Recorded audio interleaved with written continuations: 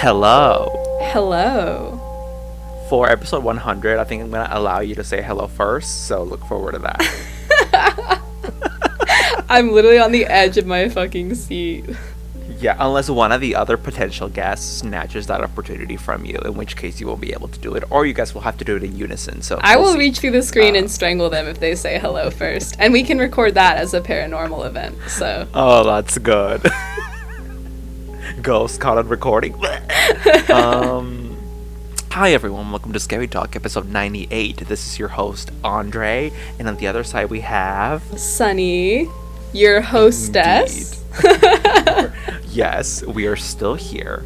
We have 2 more episodes to go after this one. We are so excited to bring you some spooks today. But before that, Sunny, how are you doing? I am doing well. We've been discussing that I'm doing some administrative work that is making me realize that skilled labor is not my passion. And I do, in fact, just want to sit at a desk doing the same thing over and over again while listening to music. Mindless repetition is low-key therapeutic just because you can kind of get lost in it and, like you said, listen to music. And the time just passes. Like, honestly, as far as work goes, I know it sounded like a joke, but I really just enjoy being a little office clown and doing, making, spreadsheets for my superiors, you know? I also like having a boss sometimes. Like, I like getting those little pats on the head. I mean, yeah. Oh my god, that's so funny. I know. Yeah, I mean, no, I totally get it. I think for me, the thing about the spreadsheets is I have to like what the spreadsheets are about, but if I even remotely like them a little bit, I'm good. I'm down, because I already make spreadsheets for myself. I am a very organized person, and I like sorting and logging and organizing everything. And so that kind of office work doesn't necessarily drain me, but I kind of have to be at least a little invested in what I'm organizing. Yeah, I agree. When you feel useful, I feel like that's peak. Yeah. I just want a big daddy boss to use me. I mean, we've been new, honestly, so nothing surprising here. But hey, I wanted to talk to you about, I want to talk about Marina, right? Because... Yes, okay. Shout out to everyone. I made a TikTok. Oh, okay, wait. Do you want people to, know your identity? Because if you plug your TikTok, I think they might find out. Yeah, I think that's okay. This can be our face reveal, is my TikTok spiel. But I made a TikTok, and I have been exclusively covering songs from Marina's new album thus far, because it's incredible. And hopefully by the time this episode is out, I will have finished what I'm planning on covering next, which is Pandora's Box, which I actually think is going to be so pretty on the guitar. But all that to say, I have a TikTok. The name is and then it's I smell bad. So it's like saying I smell bad, like I stink, but instead of an M in smell, there's an N, as in no way. I don't know what N is. And as in November, I guess, and that is my last name, Snell, which I guess also is identity reveal. Rip everyone. Indeed, and now that you guys know who Sunny is, feel free to take any content from any of the 60 episodes we've done so far and get her fired. She'll love that. Please don't. No, I think we're okay. I think we're in the clear. No, we're good. Crazier things have been said on air, so. Yeah. But that's my TikTok, I smell bad. And it's just gonna be me playing and writing music, which I know is kind of lame. I wish it were cooler. I made videos using a cool personality, but I don't have the flair for that. Yeah, honestly, love your videos, but unless it's such a Charlie D'Amelio TikTok dance, I don't care. So honestly, get moving, shake that ass. If I could, I would, Andre. If I could, I would. Well, anyway, I wanted to talk about Marina. Sunny just took that to plug her social, so thank you. But actually talking about Marina, I wanted to say that Sunny and I just found out Sunny also loves Marina, formerly known as Marina and the Diamonds. You're one of my best friends, but I actually did not know that, which I don't know how I didn't connect that, because you're an indie alternative bitch. So, anyway. She's literally one of my favorite artists of all time. She's so cool. Right, that's insane.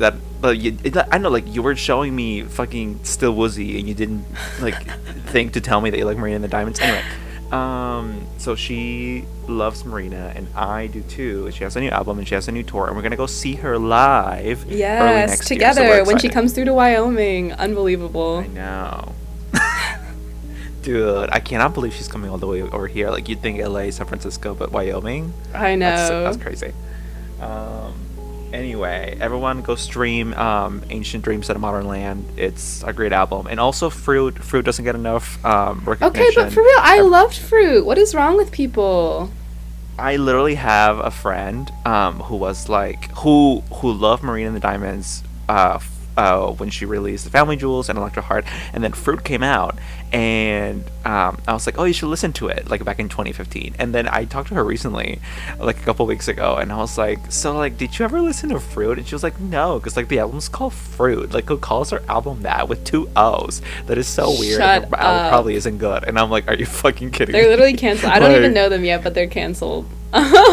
like yeah, like really, that's literally like the textbook definition of judging a book by its cover, and it's almost like like a parody how bad that was. But um Wait, but I like, yeah. yeah, I knew that I always really loved Marina's music.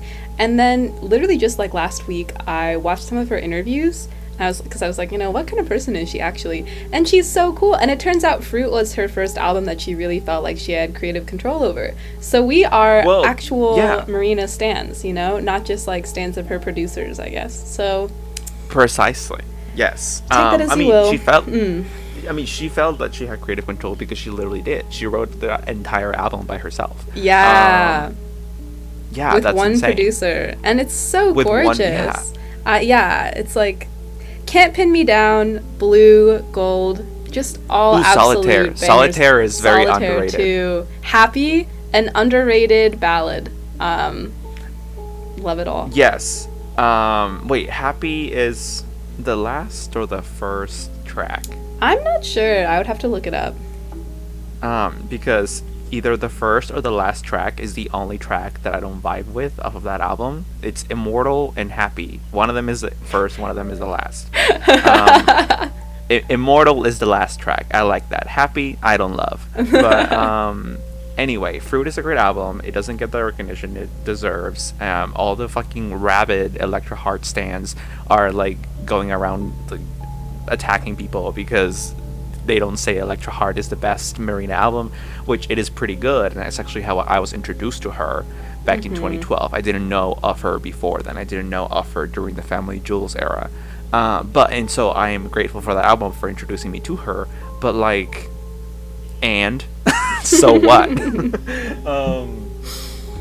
I mean, TBH, it's a really good album. I wonder if really like because Fruit came out in 2015 and spoiler alert, hi, I'm actually young. I know, skinny, blonde, and young. You guys can take it. I was pretending to be old because it was too much perfection. But I was like an adolescent, like, peak adolescence in that time. And I think that maybe it just hit me at the right moment in my life because when you're a teenager, like, you have all these hormones flowing through you. And anything that you like the memories that you make are like so loaded. And since that music came, like, maybe it was just coincidence, the music came out of that time and I was like, great, I was like ripe for absorbing new music and making new memories, and so that's why I like that album so much. And maybe there's something actually special about it, which maybe and I'd hope that more people were able to talk about music in this way, like actually recognizing that a lot of music isn't as subjectively good as they think they are, but rather it's just their nostalgia, it's just their emotional attachment to something. Oh, yeah. I mean, at the end of the yeah. day, you like music because you enjoy listening to it. And that's just going to be super subjective.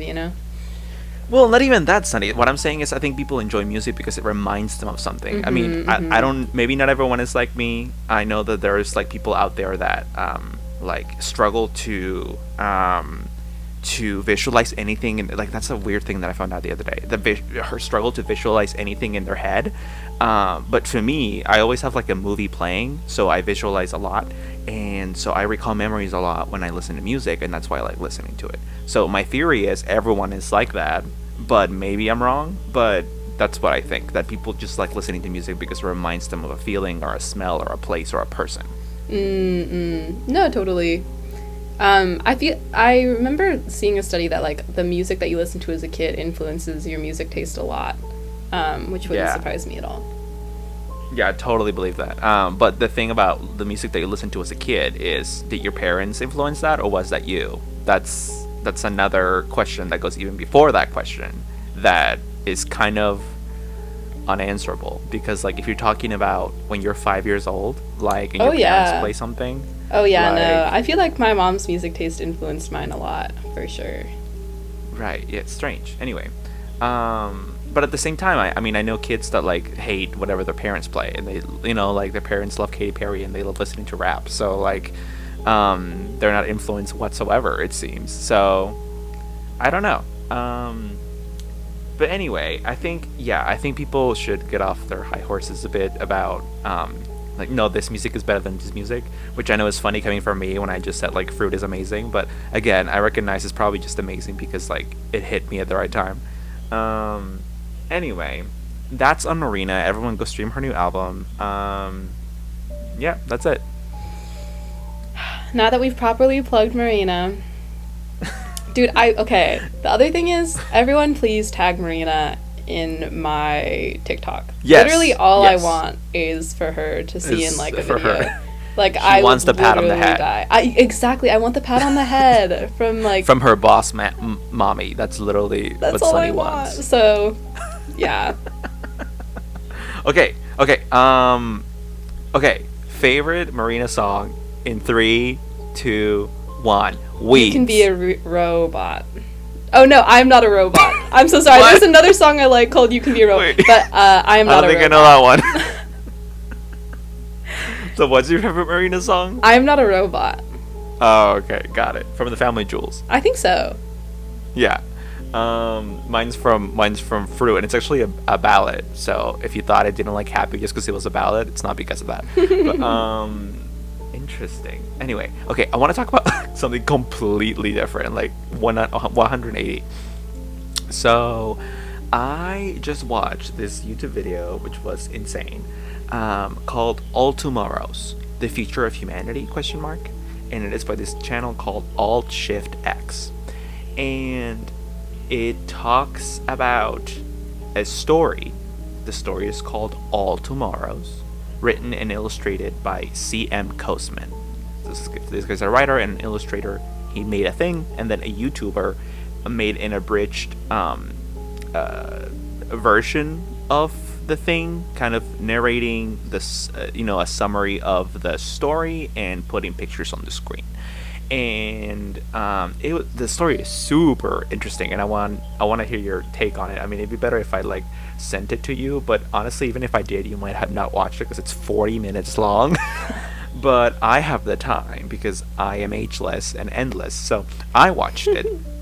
And it's basically, to summarize the summary, honey, it's this story about how human civilization um, uh, evolves further, and then we really go out and trek across the galaxy, and we end up evolving into slightly different subspecies of ourselves, because as we trek across the galaxy, we colonize different planets, and since those different planets have different resources, compositions, and like gravity, we end up evolving into different things.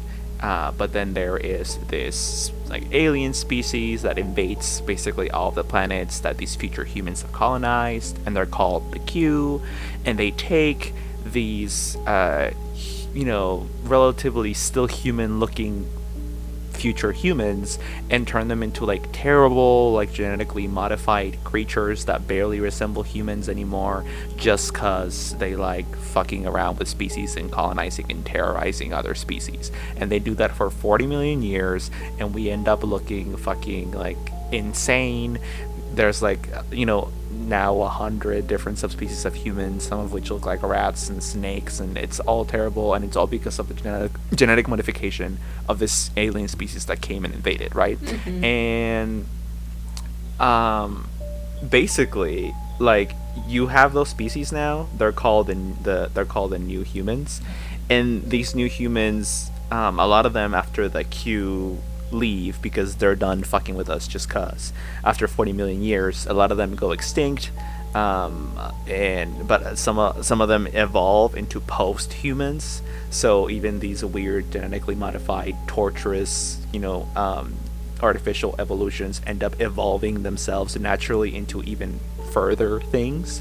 And these posthumans create their own empires. Like when the Q made them, they basically had the intelligence of really primordial animals. They weren't very smart, but over time, they acquire intelligence because of some reason or another, and they end up creating their own empires. And it's basically like the story of humanity recycled. You see the same thing. We evolve, we get smarter, we create empires, but then there's conflict and we destroy ourselves. And I am not doing this justice at all, but it's really, really interesting. I think I'm going to send it to you. The reason I wanted to bring it up is because, well, I think it's super interesting and everyone should check it out because it really, drove me down a philosophical hole.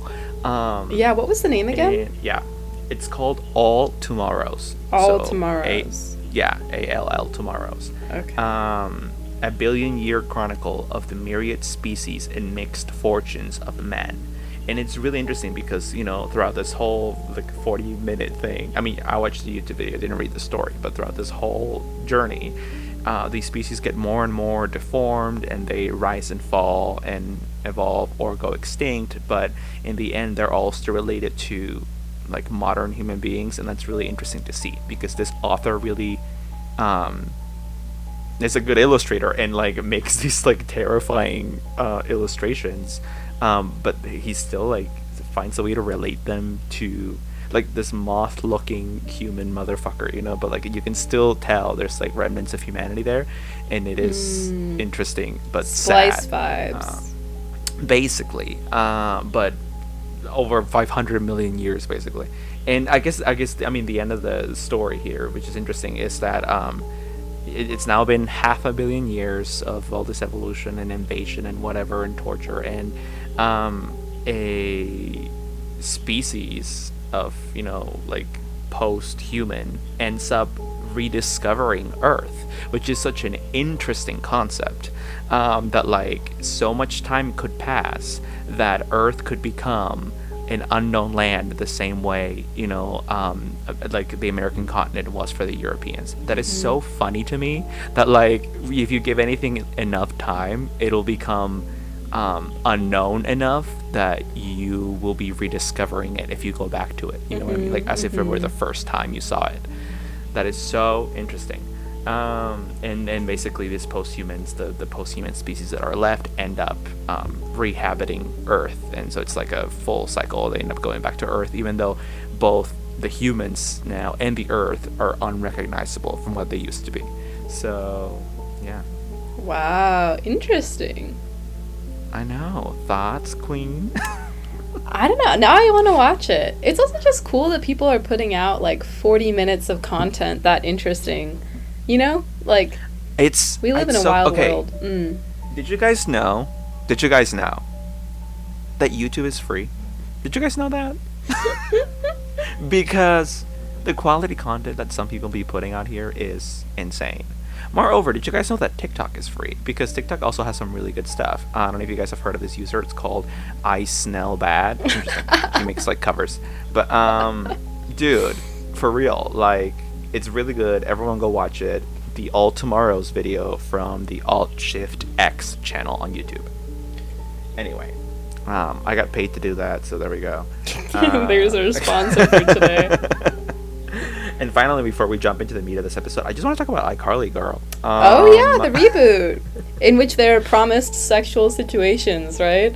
Yes, which is such an interesting promise to just make out loud, explicitly. It's so funny, but thank you, whoever made that. I think it was Freddie. But, yeah, another 180. The iCarly reboot is coming out today, and I'm going to watch it after recording this with my little Paramount Plus trial, so I'm going to watch that. I think there's going to be 10 new episodes coming out every week, which, how many episodes have they even filmed? Probably not that many. Probably 30 yeah, at most, that's a ton to release in a week. I love that.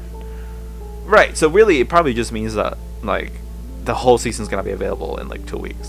That's really what it means, probably. Um, but anyway, I'm excited. I actually wasn't an iCarly watcher really when the original iCarly was going on. I phased out of Nickelodeon before that. Not because I was old enough, but because I was watching Disney Channel instead.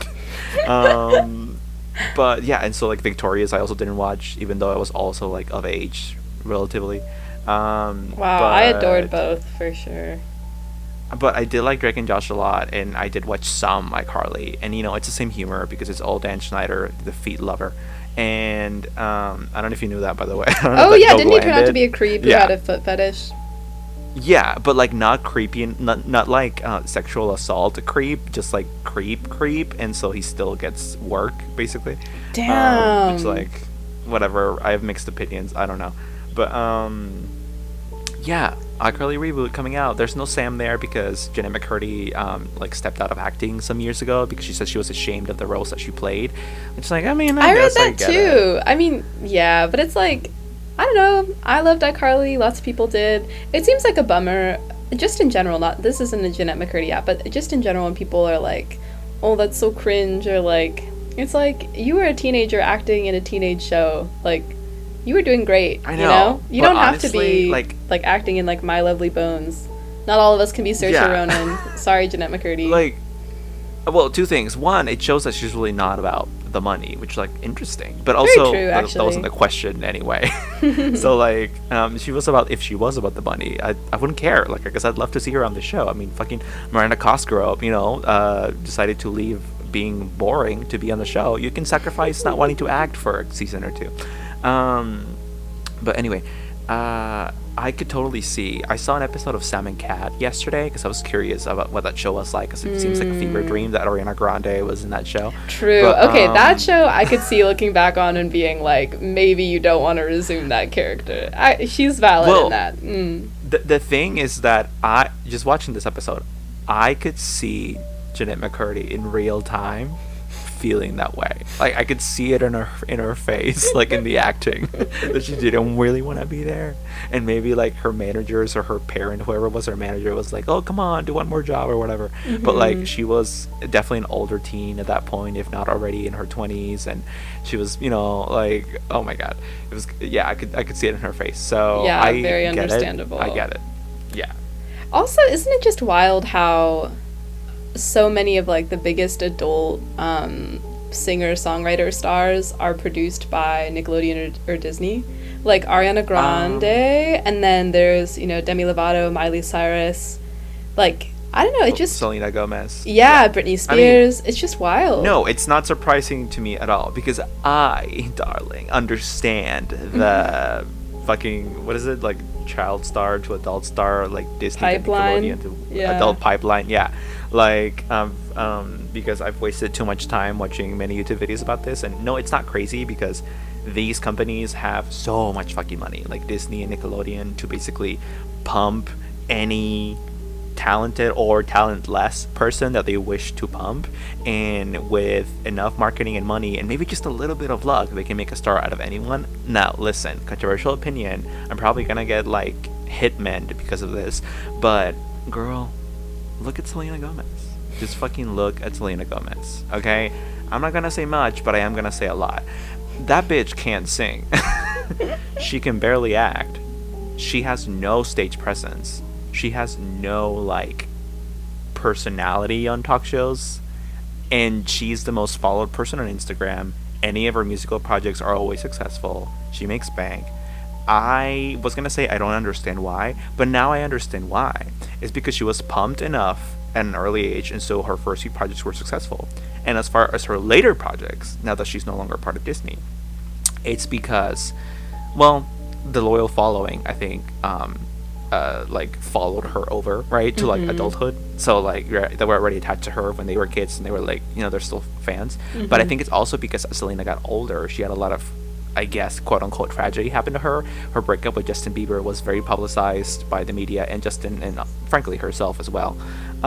It was very much marketed and used to everyone's advantage, and so she's very, very, very relevant still in the zeitgeist, I think, because of that. And also, she has lupus, and she had her Yeah. like kidney or liver transplant, and that was also very, very, very public. And the way she carries herself and portrays herself in interviews and whatever, is always like very meek and nice, but kind of you can see the sadness behind her eyes, and the fact that she still looks 16 because she has like fat Baby in her face in the face. right places, right? Also helps with people kind of vandalizing her and people treating her like she's very, very fragile. And I almost think that her team like wants that, because that gets her a lot of sympathy from the public, and therefore that translates into money. I will She has say a though, big following. I Love You Like a Love Song and I Don't Miss You. Okay, especially I Don't Miss You at All, which is like a really old Disney era song of hers, was a slap that got me through my last breakup. So, recommend that to Listen. anyone going through a hard time. I Don't Miss You at All. Incredible. Love it. Is that from like her first album? It might be. I think it has like a purple cover or something. Yeah. It's an old one for Yeah. sure. Yeah, is it? Yeah, I think it's from her Kiss and Tell album, where she has like the weird lipstick on, and she's just like her face on the cover. Yeah, pretty sure. Anyway, so here's the thing: she has good songs, but that doesn't take away from my point at all, because she has like Hollywood Records, which is owned by Disney, and later on whoever she's working with now, I don't know if it's Columbia or Sony or whoever. They, especially her being a big star, they're only gonna put her with the best producers, because they want to take the leverage that her name has, or her recognition, the recognition of her name, and sell albums. And so they're not gonna fuck up by putting her with some unknown. They're only gonna put her with the best producers, and the best producers, guess what, tend to put out good music, and they're not the best for nothing. And so obviously some of her songs sound good, are catchy, are earworms, and her voice is well produced by these good producers. But girl, that doesn't mean she can sing live. That doesn't mean she can sing generally. That only means that in the studio, they make the magic happen, and that's it. And now, people are gonna come for me because it's like, oh, well, Britney Spears can't sing either, and blah, blah, blah. And yes, although one could argue that she could sing when she was younger, but you know what? I'll give you that point. She can sing now, fair enough. The baby voice isn't even her real tone. It's not even her real voice. Fine, fair. But she is, like, personable, fun, interesting, engaging, and like her She music can videos, dance, like truly. she can dance. You can tell she like puts effort into them. She is involved in the thing. Like every time I listen to a Selena Gomez song, I'm like, one, she didn't write that. I just know it just listening to it. Matter of time, sometimes I can even hear like, okay, so Ryan Tedder wrote that. Just like listening to the lyrics, I know who wrote it. I know who produced it. Oh, okay, so the Chainsmokers produced that. Oh, so Red One produced that. Oh, so the Cataracts produced that. Like I can just hear it. And when someone produces a song, they oftentimes also have a hand in the writing, so I also just assume that they at least co-wrote the song. So one, it's not even her writing. Number two, I forgot what I was gonna say, but anyway, there you go. Nothing against Selena personally, I just am dumbfounded at the fact that she is like one of the biggest stars right now. So, that her music videos, I can also see that she has no involvement in them. Not really. I mean, she says she does that in interviews, but like all of them are boring and look the same. Maybe she does have involvement. Maybe she's just boring. I don't know. This is getting kind of personal. Again, I don't hate Selena personally. I'm just angry because I don't understand this, and I don't think it should be this way, but it is. So, rant over. I also think she's gorgeous, which helps. Yes, she definitely benefits from pretty privilege, which Yeah. I can totally relate to. So, so yeah. All right, so now that we're 28 minutes in, Yeah. It's okay. It's okay. It's not a very substance-y episode anyway, so it's not like we you know what? After the way you just dragged Selena, she's about to call you from the dead. And that's on segues. I know. Okay. I know. I dragged her, and so therefore she died, and now she's gonna call me from the dead. Hi everyone, we're talking calls / messages from the dead today. Calls from beyond, if you will. So Sunny, what do you have? First, I just have a great intro post. This is a post from Reddit on r/paranormal, posted by Syren, Syren X Song. And yeah, the title is Phone Calls from the Dead, and I think this is a great sort of intro slide in for what we're doing. So here's the post. Brief background, I work for a company that answers phones and takes messages for businesses when they're closed, out to lunch, after hours, etc. We answer for a variety of companies in different fields, including funeral homes. This situation has happened twice that I've talked to the person myself on the phone, and a few other times as well, and I think it's very interesting and thought maybe it would warrant discussion here. The first time it happened, I took the message from this lady whose mother had passed recently. Body was already picked up and dressed at the funeral parlor. Visitation was scheduled for the following day. She calls and is weepy and asks if her mother's phone is still in her jacket pocket because they just got a call from her number. I end up dispatching the call, calling the director to deliver the message verbally, and he says that he'll call her, but the body is in the casket and the casket is closed, waiting in their parlor. I say, wow, weird, and he kind of chuckles and says, this is in all caps, "This kind of thing happens more often than you would think." It's been a year or more since that call, and I just yesterday got another call similar for another funeral home, and other people I work with have had the same types of stories. Just wanted to get some outside opinions because it's interesting and creepy at the same time. So, this is a good intro to our topic today, which is phone calls from folks that you would think would be no longer, disposed or able to call. This one is fun, I feel like, because it does feel pretty real. This person just seems to be talking about their time at work, and that this kind of thing happens more often than you would think statement is definitely like, So, do you believe in this? Do you think spirits can call from beyond? I don't think so. But I do think, I don't know, it's interesting, and... So... Yeah. Okay, so I'm gonna read you something, that's slightly different take on this. So, this is from, r/ghost stories, posted by user Edward Bliss. So, it's called "All Right Everyone Who has received phone calls from the dead." So this guy says, "One time I received a phone call at 5 a.m., which is strange in itself. No number was displayed. The odd thing was that a message was left. So I checked the message, and it sounded like 10 or 20 faint voices having conversations with each other, combined with static. That's one message that I'd like to forget. Another thing I'd like to add is that these calls don't necessarily have to be from someone who recently died. If there's already some paranormal activity in your house, you should expect this sort of thing to happen. I've heard knocks, cabinets opening, lights dimming, objects missing, etc., so I'm assuming the call is connected to that. Being part clairvoyant, I also believe there's a spirit of an old lady in the basement that died of natural causes in the house. But I'm just so accepting and unbothered by it that it's no big deal to me. I think generally spirits look for a reaction, whether it's fear, anxiety, curiosity, etc. But if you have the attitude of just peacefully coexisting and just generally being unfazed, it shouldn't escalate to anything." So I have a couple of things to say about this. First is, okay, so I think most people, when they hear calls from beyond, they're like, okay, so my mom has a phone in the afterlife and she decided to send me a last I love you message, whatever. So that makes it harder to believe. But something that would make this concept easier to believe is that maybe it's not actually...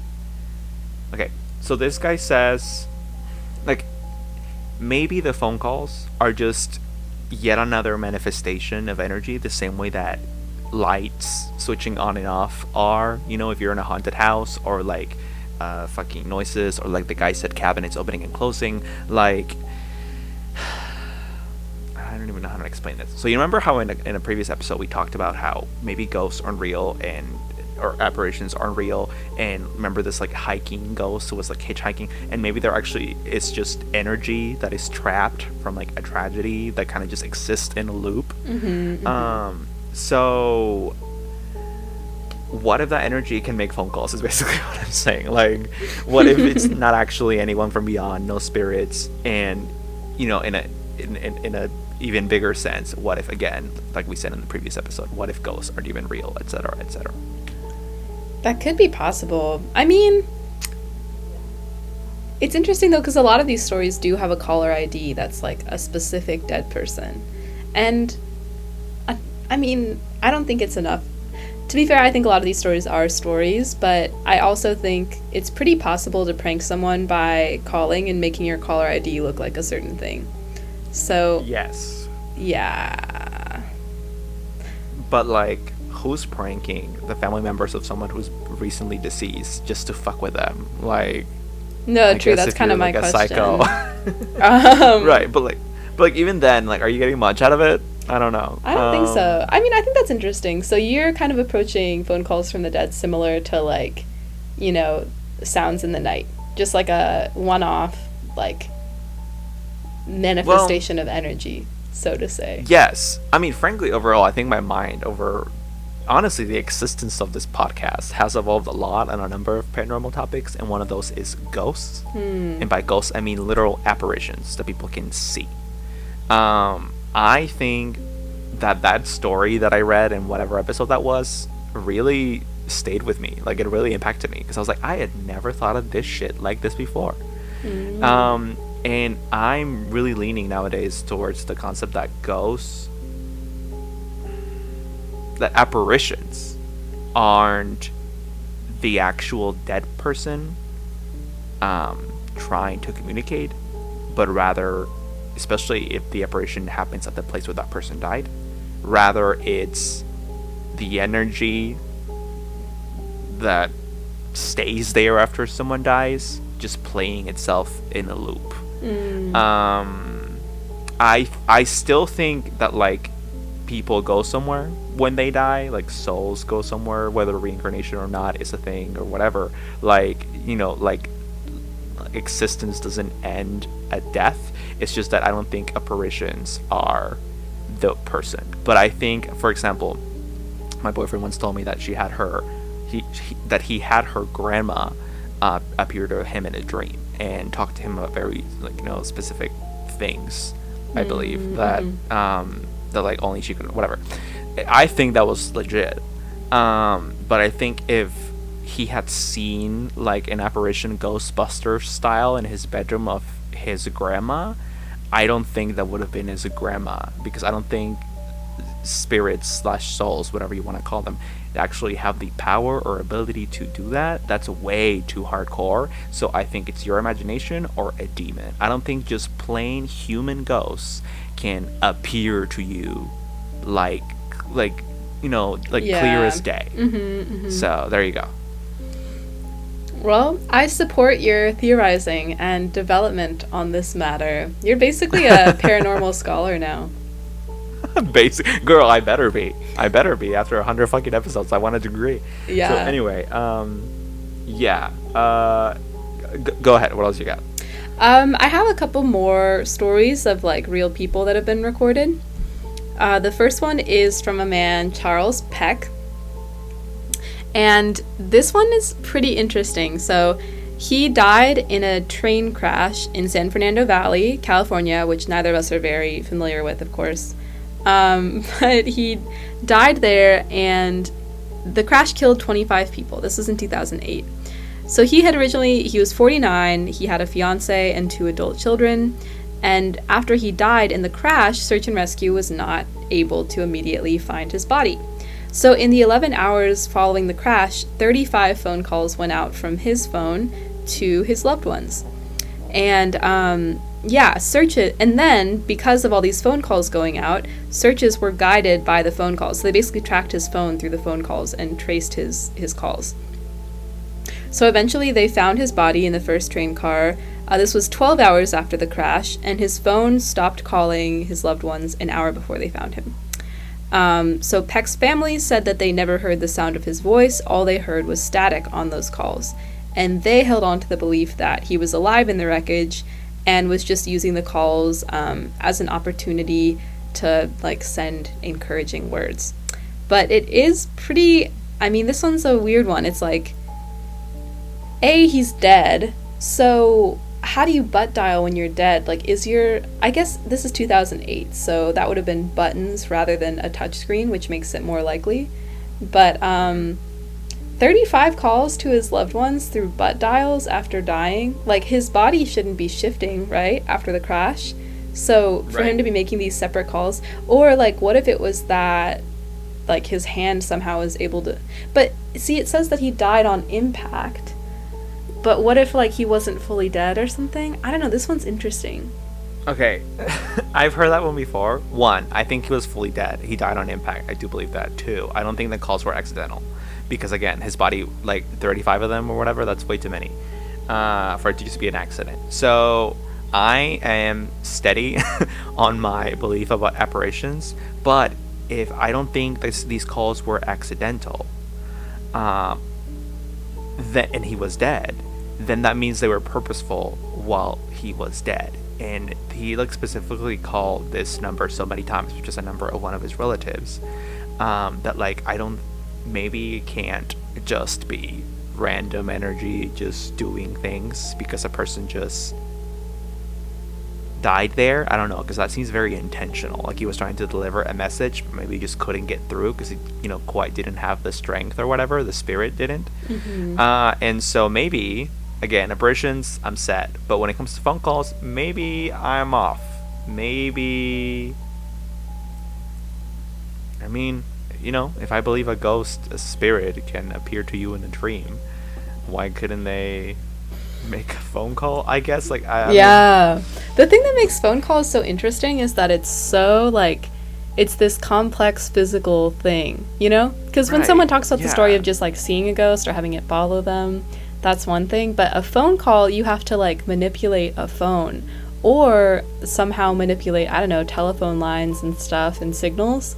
So, yeah, it's just interesting because connecting that with paranormal stuff is very, like, if a ghost can make a phone call, what else can it do? If a ghost can make a phone call, can they make a TikTok? Is the question.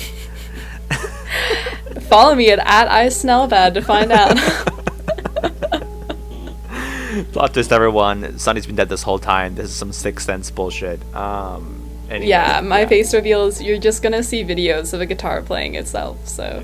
Yeah, just floating in midair. Yeah, she died, and then I called her a bunch of times because I was like, oh my god, I can't believe you're dead. How dare you die? I wanted to make a podcast this whole with you. podcast has back. been phone calls from the dead, actually. Just she called me back and was like, I can still do it, fam. Like, there's reception up here. Or, I should be honest, down here. Whoa. That was an uncalled for attack, but I fully accept that I would go to hell. Literally. Girl, if I'm going, you're joining. So anyway, that's interesting. So I have a story that might throw a wrench in things or not. So hear this out. So this story is called "Was It Brother?" from Vicky H. This is from an article on liveabout.com about phone calls from the dead. So this person says, about 3 nights ago, my husband got a phone call at 1:57 a.m. I remember it was a very stormy night. He answered and the phone was giving him little bleeps, but nobody would say anything. Then the phone went dead. I was asleep by the phone, but I never heard it ring, and I always hear the phone ring. Only he heard it. He called the number back on the caller ID, and it said this number is not in service. The number is still on our caller ID. The same night at 4 a.m., his mother, who lives about an hour away, also got a phone call. Her son, who was asleep in the house, also never heard the phone ring. She heard the same bleeps and it was the same caller ID. She called it back and it was also a not in service number. About 5 a.m., his mother was lying in her bed and she saw a man standing at the foot of her bed looking at her.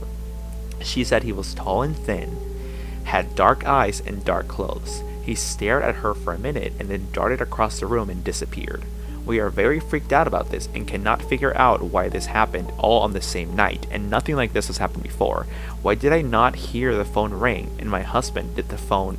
Why did I not hear the phone ring and my husband did the phone is right in our bed? That is not written well, but you know what she means. My husband lost his brother about 6 months ago. A tragic death. So this woman theorizes that the person who called her husband and her husband's mother was the husband's dead brother, and the mother's son, right? Dead son, which died 6 months ago. Which, like, okay, I mean, if a ghost was gonna call, that would be the ghost. That's an interesting one, though. Yeah, because if the other people in the house aren't hearing it, is it that they're making the phone ring and making the other people unable to hear, or that they're just making a phone sound in the person's ear and it's not actually ringing? That is so creepy. It's more like a mind imagining thing a than ghost a call going. thing. Yeah, right. Imagining a ghost going like as you're asleep, like coming to your ear and going, ring ring. But I mean, here's the thing: if a ghost was gonna call him, it would have to be the ghost of the dead brother because he only manifested himself to the mom and his brother. Exactly. But Yeah. why wait 6 months? Number one, and number two, I don't know that ghosts have the ability to not to impair hearing for other people, even temporarily. Exactly, right. This just like, yeah. I was thinking either, complete fiction, which is always an option, or B, demons, right? Because maybe this wasn't a good thing, a good call, a good entity wanting to reach out. Maybe it was an evil entity because, again, why wait 6 months? And two, how could he impair the hearing of the girl, the wife? And also, again, the thing about apparitions is, assuming the brother did not die at the mother's house, how was this motherfucker or even his leftover energy able to make an apparition at the mother's at the foot of the bed of the mother? So Interesting maybe, that you bring this up. Yeah. That what if these phone calls are being made by a completely separate, not good entity? Because I also have a story that would be good for that. well, I don't think that about all phone calls. Like, I certainly don't think that about the one that you talked about, the guy that died and called 30 many times. But this one, I mean, the fact that, again, one of them couldn't hear the phone call even though they should have been able to, and that there was an apparition, that adds complexity to this. That is like, I'm not sure that's just a ghost. Yeah, and I think that makes it way more spooky, That, like, because that would mean that whatever not good entity it is like using the knowledge that they have a recently passed away loved one against them. Right. Reminder, everyone, if you actually believe in demons, which I frankly think I do, demons impersonate other good familiar entities to lure you in. That is, if you have ever read anything about them, seen a movie about them, that's literally the modus operandi. So this wouldn't be out of the ordinary. Anyway, continue. Okay, I have a really good story that goes on this tangent. So this story is Don't Phone the Dead. It's on r/no sleep on Reddit. So, I mean, I don't expect this story to be real, but it's a good one. So, it starts out, and I'll probably skip over some of, like, the extra, exposition. But I still play her voicemail every night before I sleep. Chase, this is Serena. What time are we gonna go study for the AP Calc exam? Hit me up. Her voice is sweet, and when she says, I convince myself that it's because she's nervous. As if Serena would be nervous to talk to a nerd like me. Wow, making this really relatable for the Reddit crowd, huh? She was perfect, a model student, beautiful inside and out, but she always dressed modestly and was kind to everyone. Not a hoe, check. I'm sorry, but this description is really funny. That's why I crushed on her so hard. Of course, she had a boyfriend, Derek, a starting varsity lacrosse player, and definitely not someone who had a seat in our AP Calculus class. Serena went missing on December 6, 2016. For 18 days, police poured over our quiet New England town, knocking on doors and organizing citizen searches. I participated too, of course. Those 18 days were sleepless, and unable to concentrate on exams or eat, I'd spend my time after school and during winter breaks searching for her, sometimes with others, but often alone. Each day, I'd play her voicemail on the bus home from school and convince myself that she had been nervous to talk to me. I'd be sure that secretly she loved me, and that if I found her, if I was the one to rescue her, she would realize she loved me all along and we would be together. Unfortunately, I did find her. It was Christmas Eve. The ground was covered in an inch of snow that had fallen a few days before. I was searching an abandoned quarry at sunset when I discovered a trail of smashed glass. High school kids often come to places like this to drink beer, so it wasn't unusual. But I followed the trail anyway to the mouth of a mining cave. There was no reason to go inside, and I didn't have a flashlight, so I turned around. That's when my phone vibrated. Serena glowed on my screen. Remember, y'all, this is after 18 days. For the briefest second before the call showed as unanswered. My blood froze and my heart pounded. I immediately called her back. The phone rang 3 times before someone answered. Heavy breathing from coarse, broken lungs came through the speaker, gasping as if it hurt to breathe, each breath like cloth tearing through a thorn brush. Chase? Serena's sweet but broken voice. Serena, where are you? Coarse breaths. I'm inside. I need you. Help me. The call ended. I stared into the cave. It was black inside, and all I had for a flashlight was my phone. Was Serena in there? Was there someone in there with her? She sounded like she was hurt. I had to go in there and save her. But whoever took her could be dangerous. No, I had to save her, and she would realize that she loved me, and she would be mine. But my legs wouldn't move. I was as frozen as the snow on the ground. I stared into the darkness of the cave as a breeze blew out and chilled every bone in my body.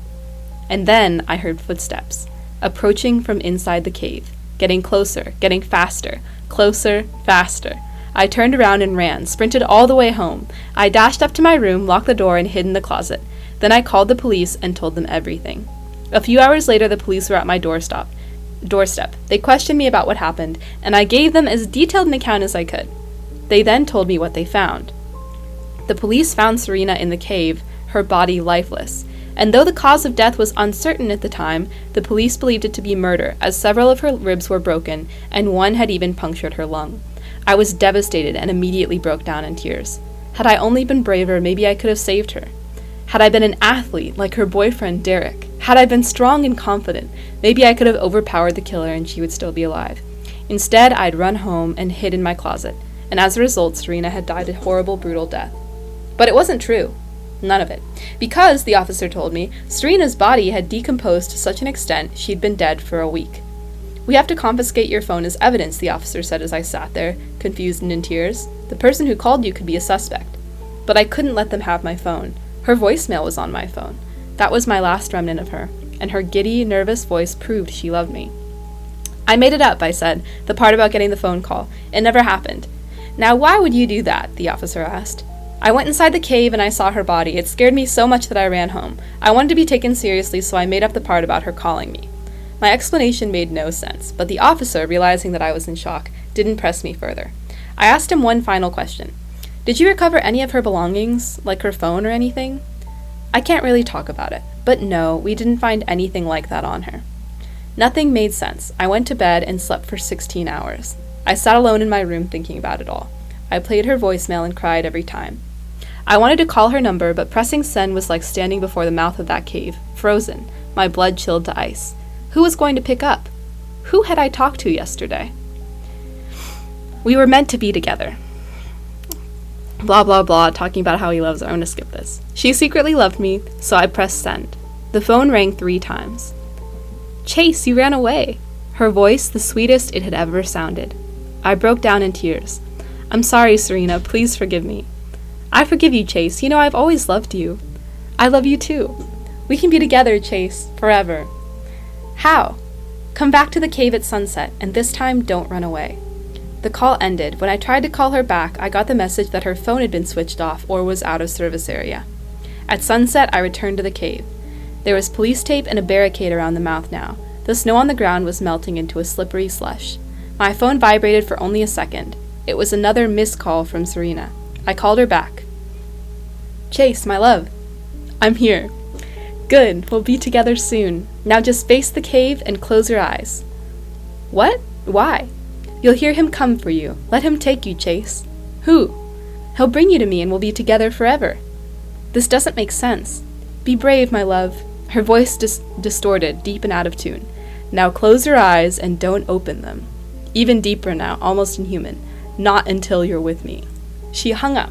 I stared at the mouth of the cave. Was there any point in living if I couldn't be with her? If I couldn't make her breakfast every morning? After all, we had been waiting all this time to admit our feelings, to finally love each other as we were meant to. I closed my eyes. Footsteps approaching, from inside the cave, getting closer, getting faster, closer, faster. I opened my eyes. In the second before I turned and ran, I saw a naked man with gray, elephant-like skin come out of the cave. All I remember is that he had no eyes. Where his eyes should have been, there were teeth. Almost a year has passed. A year filled with despair, depression, and unrealized aspirations. But at least I'm alive. I'm not a brave man, and that's what saved me. I still listen to her voicemail daily. I still believe we were meant to be together. But when she miscalls me every day at sunset, I don't call her back. I don't phone the dead. And neither should you. Dun dun dun. I mean, Very well written. um, but I think that just shows you that it's not real. But I mean, we're still talking about a concept that is very likely Yeah. real anyway. So I'll address this as such. I You mean, want to know my theory on this? yeah, yeah. Go ahead. My theory is that, of course, it was never Serena calling him. It was that elephant skin demon thing. And my theory Hmm. is that Serena was lured into the cave by, of course, yeah, I mean, theorizing, I don't think that this is a true story, but that Serena could have originally been lured into the cave because it had lured in someone else that had, like, like her loved one, and it had its voice, you know? Right. So this would be like a cool voice stealing demon story, I guess. That is Combined really with interesting. phantom phone calls. Yeah. And it is connected to the demon thing that I said earlier. So that's a Mm-hmm. very good segue. Yeah. And I love in the conclusion when he's like, she still miscalls me every day at sunset. Like, can you imagine after that just continuing to get that call and being like, okay, cool, just gonna ignore it, I guess. Like, That would be so annoying. I hate spam callers, and like, loved one demon. I don't care if I don't want you to call me and you keep calling. That is so annoying. And if I can't even block your number because it's like supernatural or something, so annoying. I'm calling AT&T immediately. I would be terrified. So, I mean, I mean, yeah, but also like this guy said on the other story, it's like if you learn to just coexist with these things, if you ever are forced to do so because there's a ghost in your house or a ghost is calling you, like really learning to not be afraid of it and just coexist with it and accept it is the best way to go on about it. Because if you're just scared about it all the time, um, I mean, I mean, that's bad. yeah, I believe that in general, but in this case, after knowing that it had like killed, like gruesomely killed one of his friends, I would definitely be more scared. Right. Than just, So if like, it's a hearing it. if it's a demon or an evil entity, you don't want to learn to live with it, right? You want to get rid of it. If you truly cannot get rid of it, but also it's not like actively hurting you, like this thing just keeps calling, but it's not like a huge deal, but it's still scary. Mm-hmm. You want to do what the guy's doing. You want to, kind of give up because there's nothing else you can do, but also not engage with it because that'll only like feed it, right? So, yeah. I guess so. I would. This is definitely a situation where I would be like, I am but a small woman. I literally am incapable of doing anything, and enlist like my brothers or someone to go to the cave and kill it. Oh my god. Okay, so I have this story that is really interesting. Okay, so the story is called Her Voice Was Scared and She Said, Please Help Me. And this is from the same ranker.com article that I was using earlier. So, user needs answers now says, I lost my sister this February to suicide.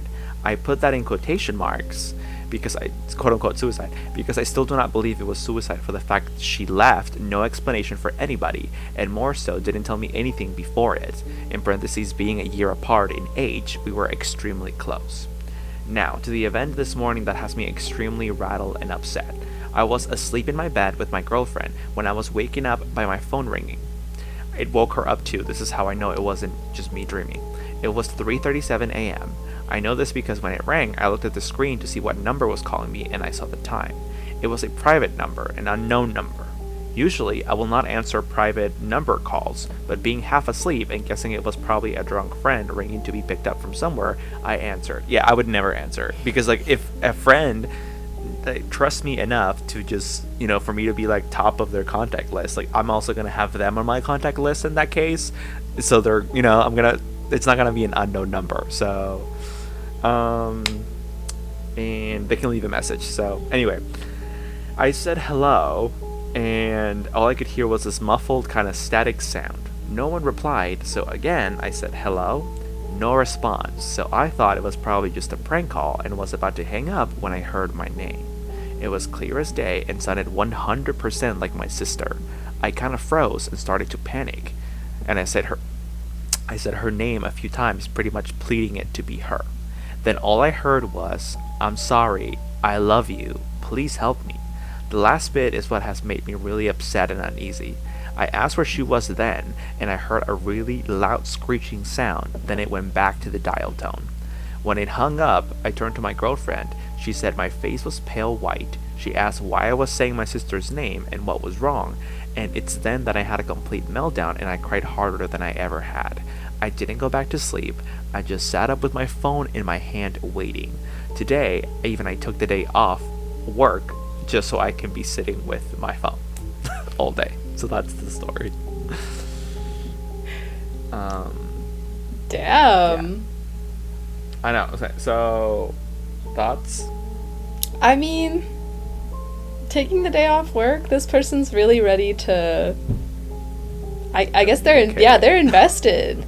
I mean, that's the thing. It's like, how quick do you want to be to just trust and jump in? Okay, so this is when I wanted to read this story because it's a little bit different than what we've been talking about. I mean, aside from your no sleep story, which I don't think is true, I think this one is true, or at least truer, and this is why this is so interesting, because we're talking about the ghost calling you, yes, but unlike other stories where you just hear static or it's a voicemail, and again, it's just static, this ghost is actually able to speak and say, I'm sorry, I love you, please help me. So that already is super weird because like the guy in the train, a lot of these phone stories, the ghost, I guess, has enough strength to make a phone call somehow, but they can't actually speak, which, like, I'd understand since they're a disembodied spirit. I wouldn't expect them to have much physical strength to be able to do anything even remotely physical. Anyway, so not only is that interesting, but the fact that this girl is saying please help me, to me it almost implied that she was in some kind of purgatory. And if that's the case, can ghosts call not just from quote unquote the other side, whatever that is, maybe heaven, but can they also call from purgatory? Oh, that's really interesting. I hadn't thought about the help being a purgatory thing. Right. I mean, yeah, like where in the world are they calling from?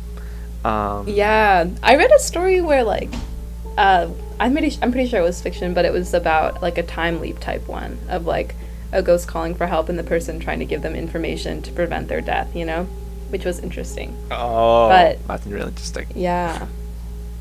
I mean, like, maybe all of these phone calls actually take place from purgatory, and actually whoever's running purgatory, what's happening is actually that the person that runs it allows you a phone call when you enter purgatory. Maybe that's what it is. Love that. Yeah, I mean, like, right. And here's the thing about the paranormal, and also why it's so infinitely interesting, right? It's the fact that we don't know shit. Like, we don't know a lot, really. And so all the speculation could be completely off, or it could be approaching something real, because we really have no idea. I mean, yeah, it's the like can't prove it, can't disprove it thing. Just like the we're living in a simulation theory, which has really gotten increasingly stuck in my head, Andre.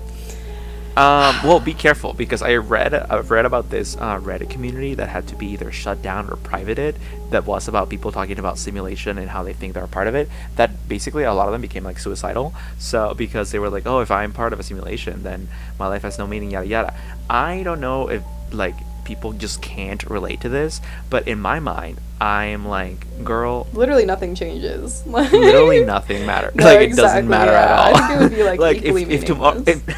like if tomorrow you told me you live in the Matrix, I mean, I guess realistically I'd probably have some like hard time adjusting with it, but I really don't think I'd become suicidal, just because like I eventually come to the conclusion of like, well, if I can't exit it and my life changes none at all, then what difference does that make? So I can just continue living my life. Yeah. Yeah. And anything too, I think it's it's kind of cool. But yeah, sorry. No, I think that's hard for some people to think about it like that, and I don't blame them, because even me describing how I would think about it, I think sounds kind of weird. Like, wait, why wouldn't I freak out more about it? So I get it. I do get it. Yeah. It's interesting that freaks people out so much, though, because when you think about it, like, a lot of us love playing video games, right? Like, you're actively investing in something that doesn't necessarily have meaning inherently, but, like, I love playing The Sims. I love making my Sims do their little thing and develop hobbies and stuff. I don't know, I feel like it would be the same mood with life. It would just be like, oh, okay, I guess I really don't have to take anything I do very seriously now. But I think it'd be kind of fun. Right. No, I agree. I mean, okay, so here, I'll I'll walk back a little or clarify a little. I guess it's really easy to say, "Oh, I would do X or Y," if you're just speculating and hypothesizing. Yeah, yeah. But I know maybe I'll completely break down if I ever find that out, because I'll be like, "Oh my God, the world around me isn't real," and like maybe we're going to a very different place than I expect. But here's the thing. Even if that's the case, that hasn't happened yet. And I am not mocking anyone. I'm just saying, like, it is very wild that there are people who are driving themselves crazy over this. For example, in this Reddit community, when it's like just driving themselves crazy over the hypothesis that it could be real rather than the fact that it's real. Yeah, that is really interesting. So everyone, until Elon Musk comes out and says, yes, we live in a simulation, Dogecoin is the new simulation currency, everyone adopt it right now, download the update to your brains, whatever. Till Elon tells us, I finally got in touch with the creators. They said that because I was the richest man on earth, they would allow me a moment with them, Yeah, they said the humanity simulation now has to adopt Dogecoin because it makes it easier for in-app transactions for the creators. So, because we're the Sims. So anyway, You know what though, with like Elon Musk and Grimes being together, maybe maybe we really are in a simulation, dude. Some of the stuff that goes down. There's a lot of that. Yeah, there's a lot of evidence for the simulation. Honestly, that's definitely part of the pile. And their child's but name. real, If that's not some simulation shit. I know, dude. I don't even know how to pronounce it. But anyway, everyone stop freaking out about whether we live in a simulation or not, because we don't. At least currently, there's no proof for that. And even if we did, I think there are some ways to think about it that make you feel better. So anyway, on that note, I think it's time we end this lovely episode and thank our listeners for joining us tonight. Sunny, would you like to thank the listeners? Thank you for 28 minutes of entertainment talk, 5 minutes of simulation talk, and 30 good minutes of allotted calls from beyond talk. This was a lot of fun, as always, and thank you for listening, truly. Yeah. And speaking of listening, if you want to listen to some slappers, don't forget to check me out on TikTok at ISnellbad. SN as in November, ELLBAD. Okay. Yes, and I am forever anonymous unless you guys end up finding out through an easy Google search who I am, which shouldn't be too hard. So I won't be plugging anything today, but I do want to thank you guys for listening, let you know that we have 2 motherfucking episodes left, so get excited for that, and that you can find us as always on Facebook at Scary Talk or Twitter and Instagram at Talk Scary, and say hi. We will talk to you very soon, and have a good night. The Mothman is real and other shit. Bye.